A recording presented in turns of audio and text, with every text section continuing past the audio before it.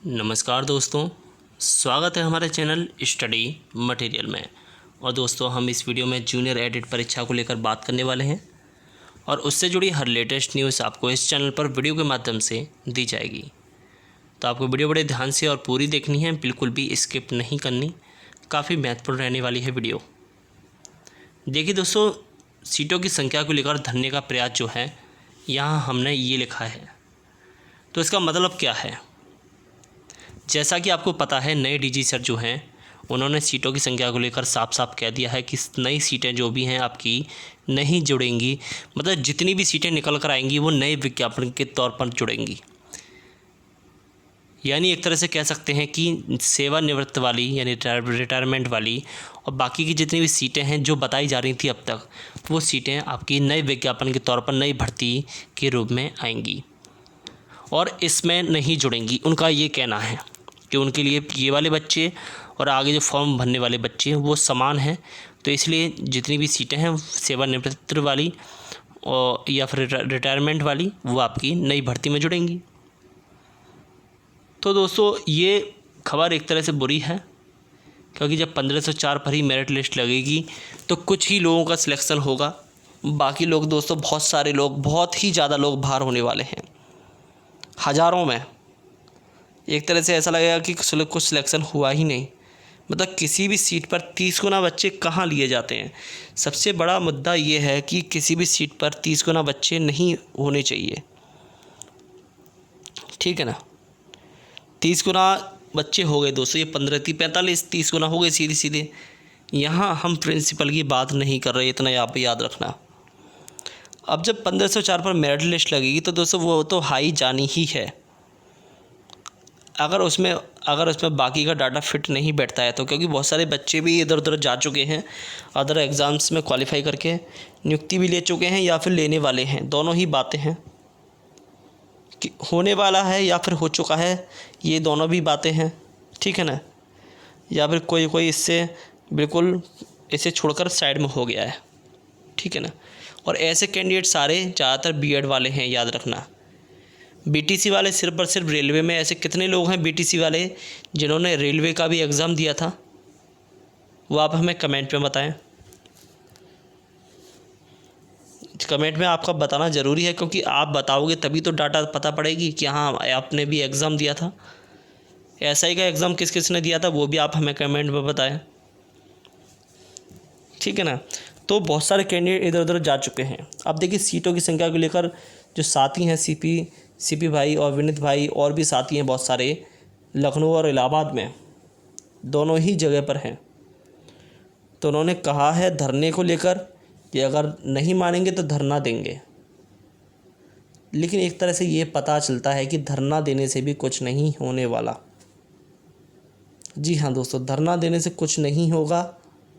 जो भी होगा दोस्तों डीजी सर के थ्रू होगा। यानी अगर डीजी सर ही ऐसे व्यक्ति हैं जो अगर चाहें तो सीटें बढ़ सकती हैं। अगर वो चाहें तो जितना भी प्रयास किया जाए दोस्तों वो डीजी सर के थ्रू किया जाए तो ज़्यादा बेटर रहेगा।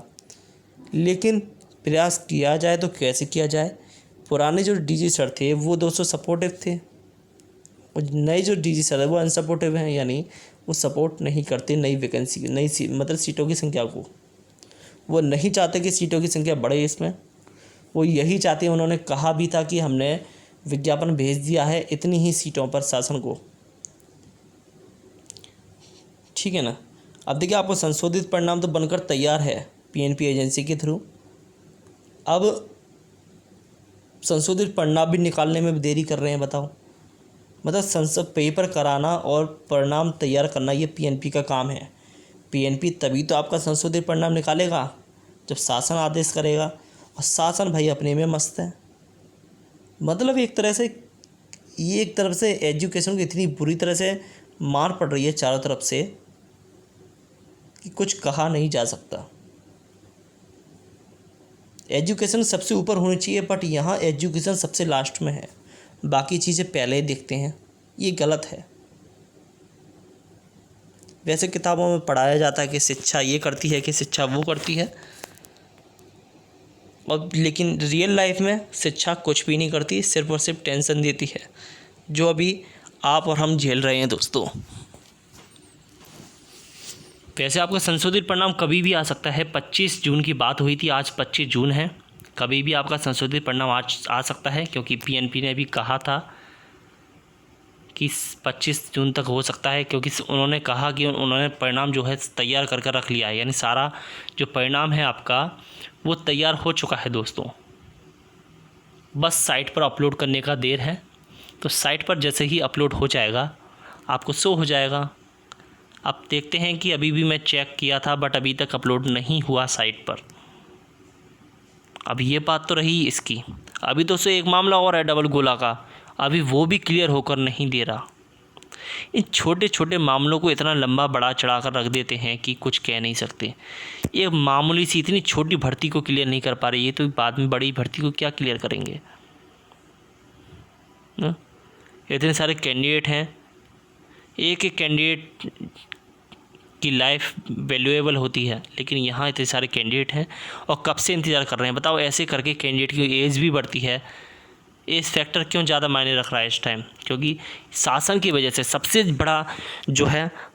बड़ा जो ये सबका रीज़न एक ही है, शासन।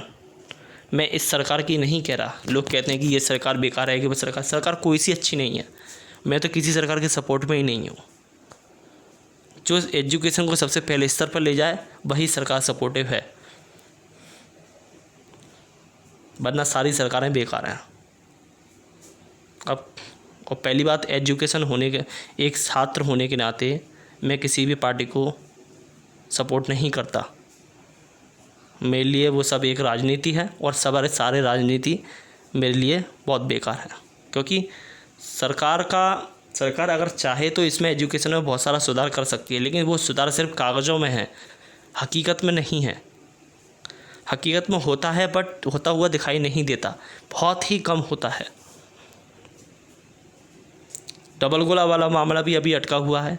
वो भी एक तरह से ऐसा मामला है जो क्लियर भी नहीं होना चाहिए, तब भी उसे याचिका लेकर पहुंच गए हैं साहब कोर्ट में कि हाँ हम पर डबल गोला हो गया है, ये आपकी गलती है। मतलब खुद मिस्टेक करो और खुद ही कोर्ट में पहुंच जाओ कि हाँ जी हमें पास कराओ। ये मामला है। ऐसे ऐसे लोग भरे पड़े हैं दुनिया में। खुद तो गलती करते हैं, डबल गोला कर दिया और वहाँ पहुँच गए साहब हमें पास कराओ, हमारा रिजल्ट इनवैलिड आया है। फिर तो भाई हमें भी पहुंच जाना चाहिए, क्योंकि हमारे तो भाई प्रश्नों में भी डबल गोला हो चुका है। बहुत सारे प्रश्न ऐसे हो चुके हैं, हम पर भी तो गलती हुई है, हमें भी कोर्ट में जाना चाहिए कि हमारे उन प्रश्नों को सही कराओ। हमारा ये ऑप्शन था, हमसे दो गोले हो चुके हैं इसमें। कैसे कैसे लोग पड़े हुए हैं यार, इसमें पहुंच जाते हैं साहब कोर्ट में लेकर। बट कोई बात नहीं, अभी भी जो लोग वीडियो सुन रहे हैं इनमें से भी बहुत सारे लोग ऐसे हैं जो सपोर्ट करते हैं ऐसी इनको, क्योंकि ये लोग भी ऐसी मानसिकता वाले हैं। साफ इंसान जानता है कि पेपर में जब इंस्ट्रक्शन दे रखे हैं, इन्विजिलेटर दे रखा है रूम में, बाकी लोगों का क्यों नहीं हुआ गलत, आपका ही क्यों गलत हुआ? क्योंकि आपने जल्दीबाजी करी और अपनी मनमानी करी। अगर आपको समझ में नहीं आया उस टाइम तो आप पूछ सकते थे, बट आपने ओवर स्मार्ट जो बनने की वो है ना, उसी की बदौलत ये हुआ है। ओवर स्मार्ट बनने की बदौलत आपका रिजल्ट जो है इनवैलिड हुआ। अब झेलो। अभी भी मुझे सरकार पर विश्वास है कि वो इस याचिका को क्लियर नहीं करेगी, क्योंकि मामला जो है गलत है एक तरह से। अगर ये मामला क्लियर होता तो जितने भी लोगों के डबल गोले की वजह से क्वेश्चन गलत हुए हैं वो भी फिर सही होने चाहिए, उसके भी नंबर मिलने चाहिए कायदे से। पर कोई बात नहीं, ये थी दोस्तों वीडियो। कुछ भी अगर आपको बुरा लगा हो तो उसके लिए सॉरी। और वीडियो को आप आगे लाइक और शेयर के साथ ज़रूर बढ़ाएं। और चैनल पर नए हैं, चैनल को सब्सक्राइब नहीं किया है अभी तक तो उसे भी साथ में सब्सक्राइब जरूर कर लें, और जो बेल आइकन दे रखा है उसे भी क्लिक कर दें। संशोधित परिणाम आपका जल्द ही आने वाला है, आप बस जितना देर हो रही है वो हो रही है, ठीक है ना। तो आज की वीडियो में बस इतना ही। आज के लिए धन्यवाद। जय हिंद।